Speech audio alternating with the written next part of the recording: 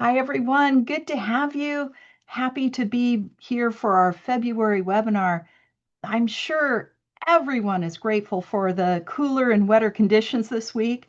The couple of weather events we've had so far have dumped some pretty good snow, and we've got one more event expected tonight. So if you're heading up north, please make sure you follow ADOT for road conditions. They keep them out there and you can check out what's going on. You can see images and all sorts of things.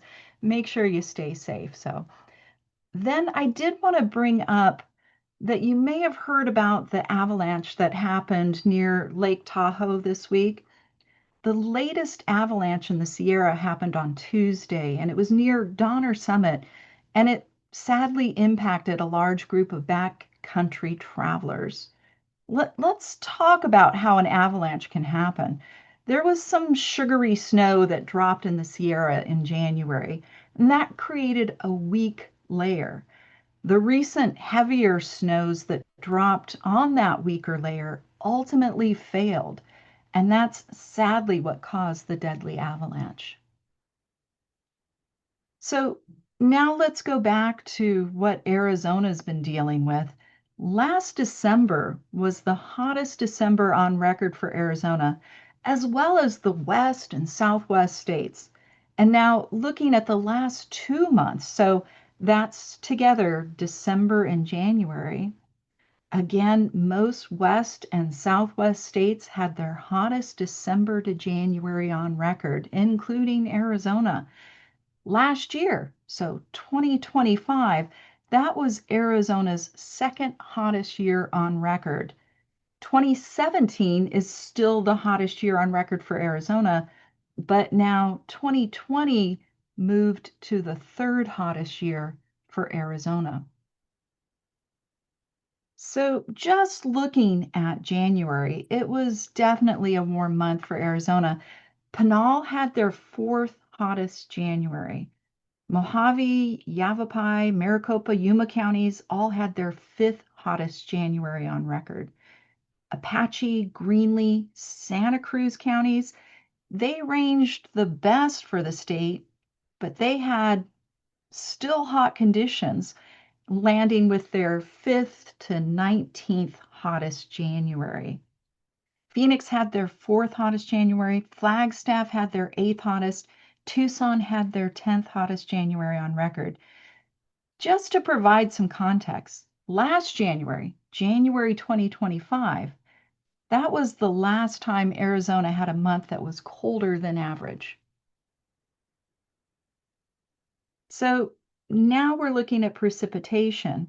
So precipitation for the state ranking, it looks okay. So precipitation for the state ranking was about average for the month. However, if you compare the counties, you can see the southeastern counties were wetter, the southwestern counties were drier. Cochise County had their fourth wettest, Santa Cruz had their sixth wettest, but then Yuma tied for their 18th driest January on record. So now let's go look at the last 12 months. The last 12 months ranked as the second hottest February to January on record for Arizona. So that's looking at all of the observations in those 12 months from February 2025 to January 2026. And so looking at this, you can see that Mojave County, La Paz, Yavapai, Navajo counties, they all had their third hottest February to January on record. So you can see those colors coming out on the map. And then Coconino, Graham, Cochise counties, they had their fourth hottest February to January on record. Fortunately, 5 of the last 12 months were wetter than average. So that was May, June, and then, of course, September, October, and November. Last fall was the ninth wettest fall on record for the state. And sadly, Arizona saw 6 flood fatalities during the fall. Just a reminder that most flood fatalities happen in a car, so please be careful.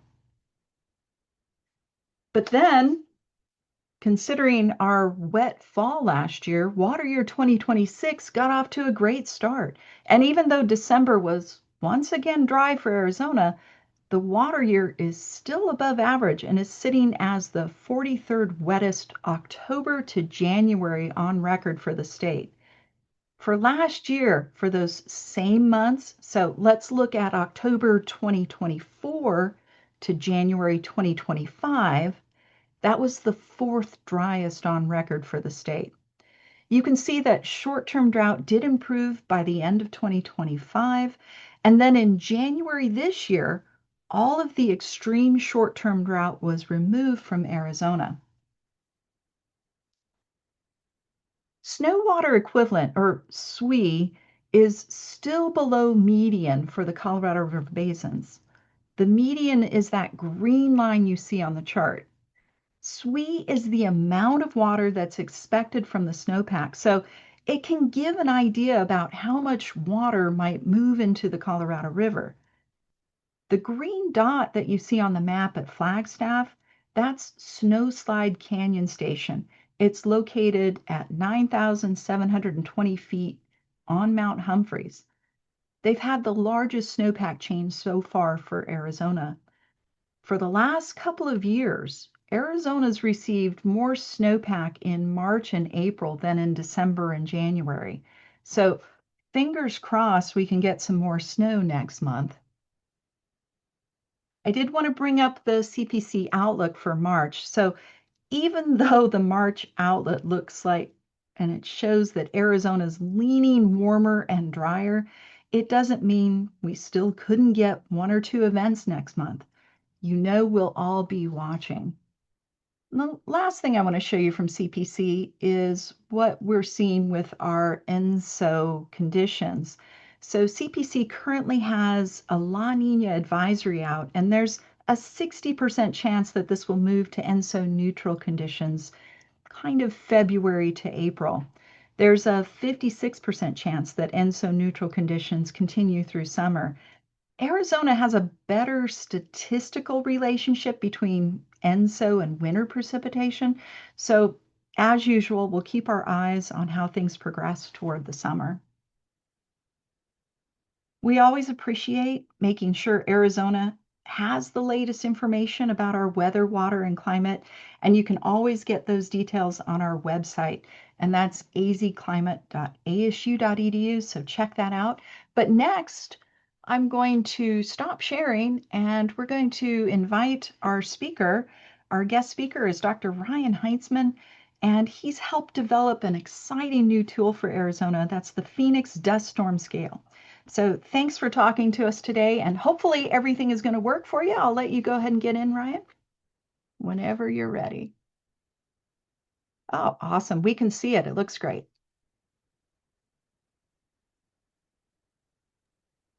All right. Thanks for having me come talk about this new dust scale. You hear me okay? Before I start? I think so. Okay. So I am going to be discussing the new dust scale that we have created for the Phoenix metro area. And I am a teaching professor at the School of Geography at Arizona State University.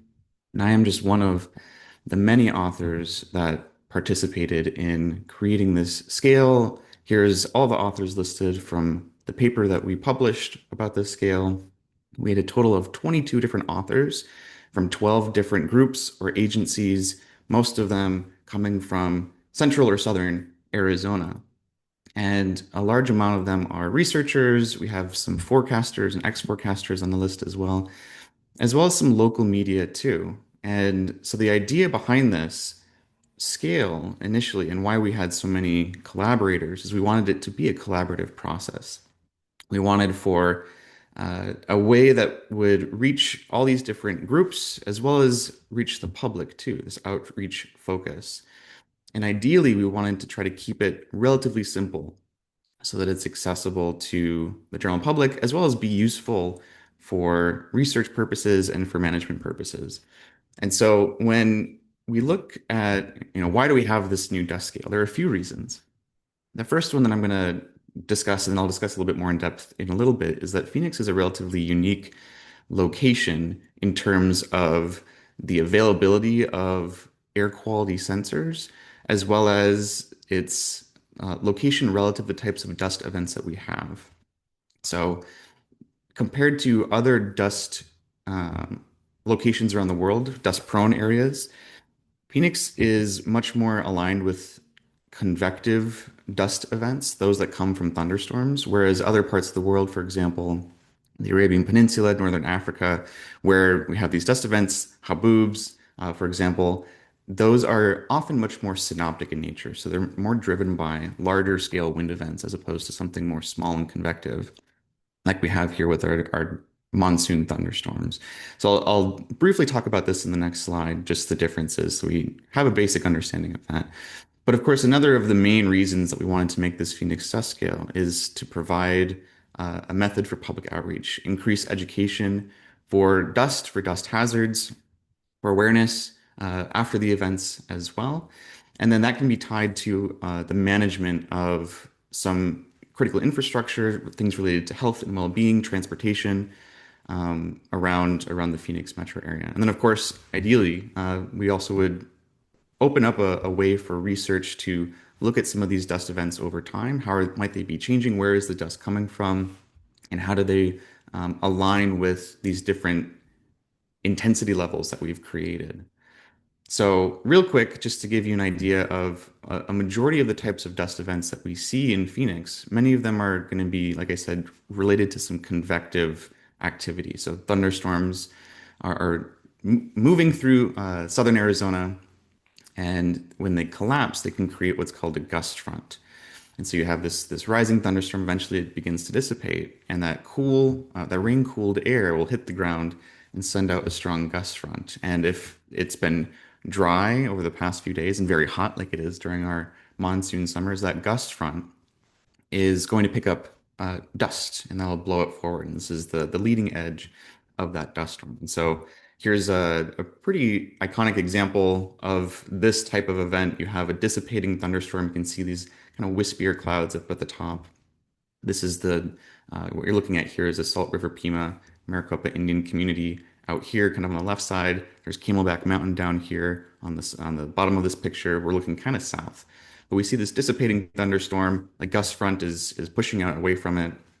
And with that gust front comes a bunch of dust off of the Indian community there. But we also do have synoptic events, those larger scale events that are not based on individual thunderstorms. They're going to be larger scale wind events, things associated with cold fronts, for example. And we do have those within our scale as well. So, to provide some background information on the actual locations of our sensors and the locations of our network, here's a pretty nice map that was created for the paper. There are 22 air monitoring sites that look at particulate matter, PM10 particulates. And the oldest one of those stations from the Maricopa County of Air Quality goes back to 1961. We also have in these little blue dots, those are 11 wind monitoring locations to look at the gust that comes along with that gust front. And so when we have all of these, looking at all these networks, the station that we have, we looked at when did we have most of the stations set up, and that was starting about 2010 when we had the most robust network. And the paper that we wrote for this goes through to 2023, although we have been using it in uh, some capacity to look at some of the most recent ones this last year. But when we were creating the scale, we looked at 189 events that occurred that met the threshold that I'll talk about in a little bit, and those ran between 2010 and 2023. So just to give some um, clarity as well on what we're actually measuring here, here is PM10, 10 micrometers in width. So this is the size of dust that we're looking at within our measurements. PM 2.5 here is much smaller. That's more associated with combustion. But here are those two particulate matters compared to the size of a human hair. So these are relatively small. They can get kicked up into the air in large quantities and impact visibility, as well as get into people's lungs and cause health and respiratory issues there too. But when we're looking at our scale, the primary category that we use is this PM10, this PM10 dust particle. Okay.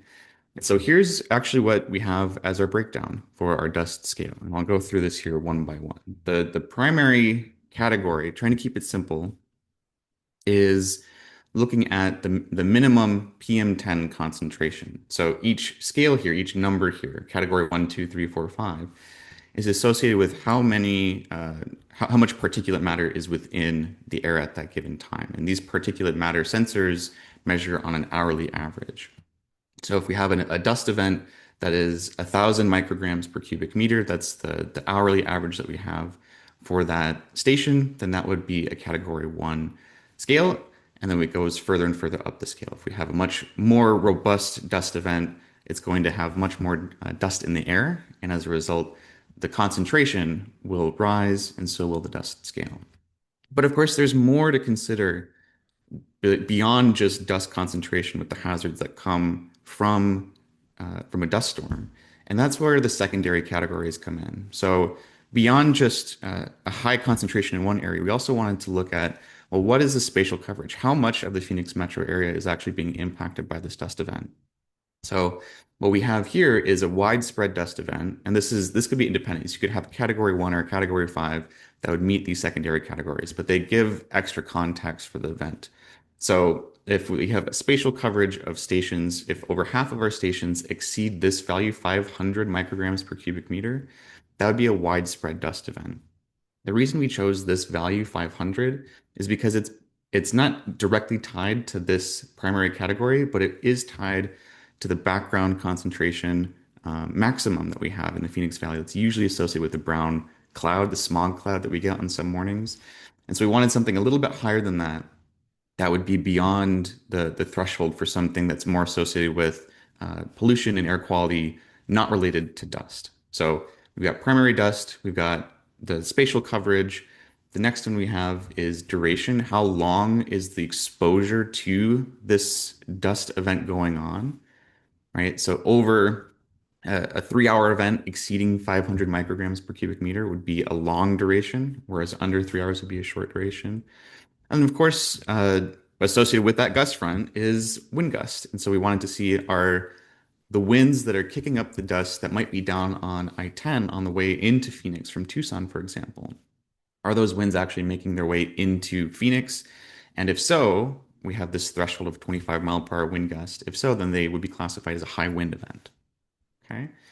So those are our primary categories and 3 secondary categories. They tell us about the concentration as well as the spatial coverage, the duration, and the other hazards like winds that come through during these dust events. And so here is a histogram showing all of those events during the study period that we had when we were creating this scale. You can see that category 1 is by far the most common event with 116 events during that time period.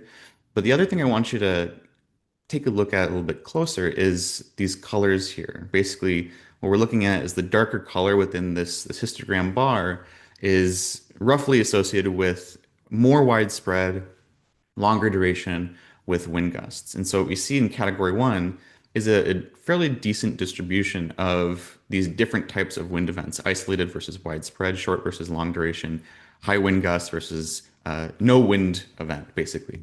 But as we get further and further towards category 3, 4, and 5, we're getting much more concentrated with our widespread values as well as our long duration and high wind gust events.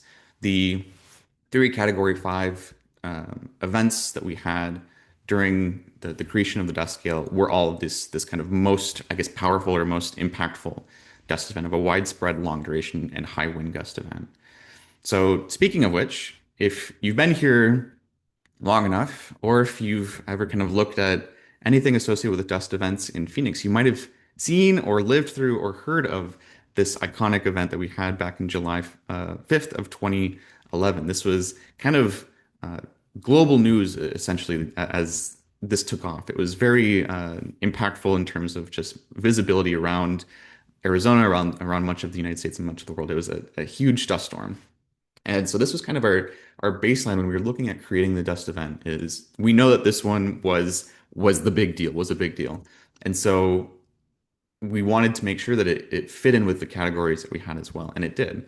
So the greatest hourly concentration of this iconic July 5th of 2011 dust storm had was over 6,000 micrograms per cubic meter. All of the stations exceeded that background concentration value. The duration of it was 6 hours, and it had a peak wind gust of a pretty substantial 49 miles per hour. And so, consequently, this event, in hindsight, going back and ranking it, would be a Category 5 widespread, long duration, and high wind gust event.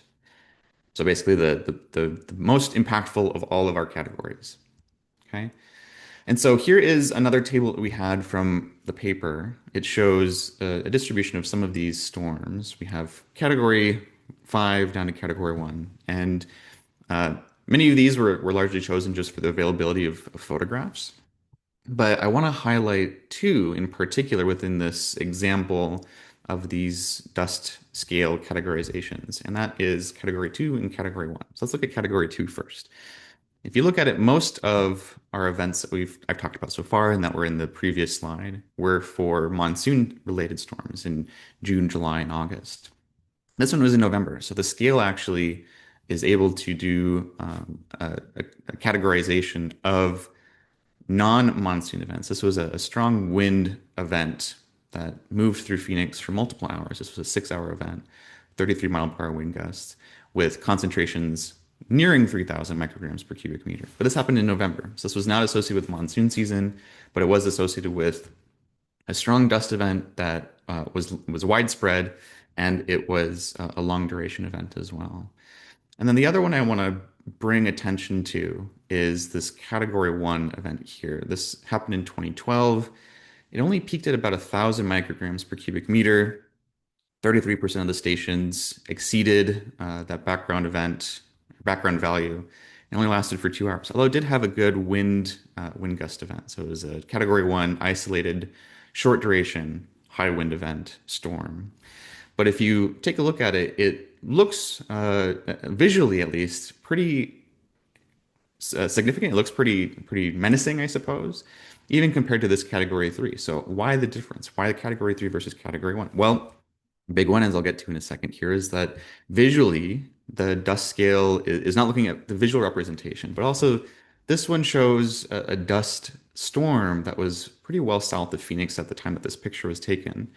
And so over time, if there is no strong wind gust or gust front that keeps propagating outwards, the dust can eventually begin to kind of linger and fall out of suspension of the air.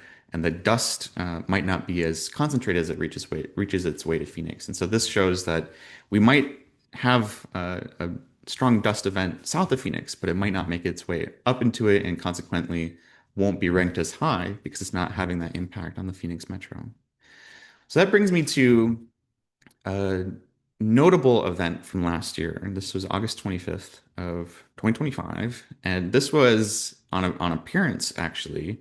It looked like it could be on par with that July 5th, 2011 dust storm. This was a menacing storm from the get-go. It started well south of Phoenix, and storm trackers were following it for several hours. And this is a picture I took of it near, I guess, southern Chandler, close to the southern edge of the Phoenix metro area. And this thing was a beast. It looked menacing. It moved through very quickly. The sky was dark. I got stuck at this light trying to leave because I was too busy taking pictures of this dust storm, and it was kind of scary. It turned to night very quickly when the dust enveloped parts of Phoenix.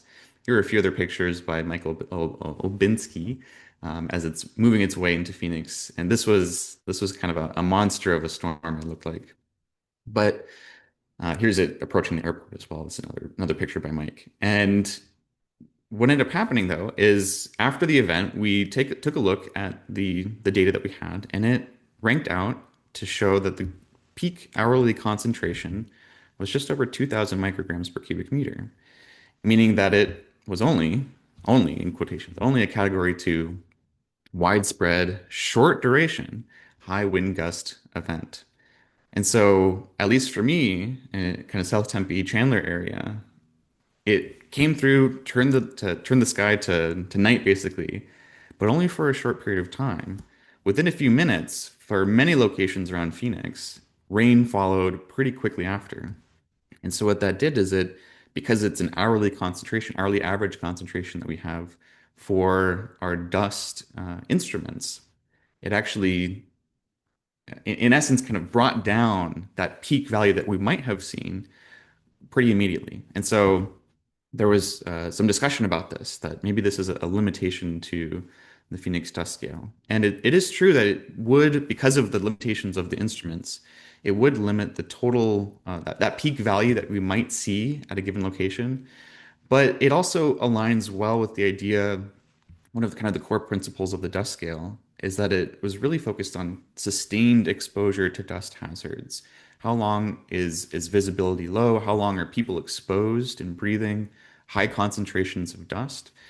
And so the other thing too is that it still was a strong event in the sense of it was widespread. It had a pretty strong wind associated with it too. So the subcategory still defined it as a strong wind event with widespread dust impacts. But because of that rain, it limited the total amount of exposure, that sustained exposure that we might have expected for a storm that looked so menacing. The other thing, too, is that it might have been also so dark within the dust storm because there is a significant amount of dust that was lofted above the surface. And so it felt like it was even more concentrated than it would have been simply because of so much dust above the surface. But that concentration at the surface was not necessarily going to be measured. And so that also highlights that visual characteristics aren't the best measure for intensity. And that's why we have this scale so we can actually look at the values that are associated with these events. Here's a kind of an example here. This spinning tornado here. It was a mile wide wedge tornado in 2025, I believe, in Bingham, Ashby, and it looks pretty menacing, but it only, in quotations again, only fell down to an EF2 event.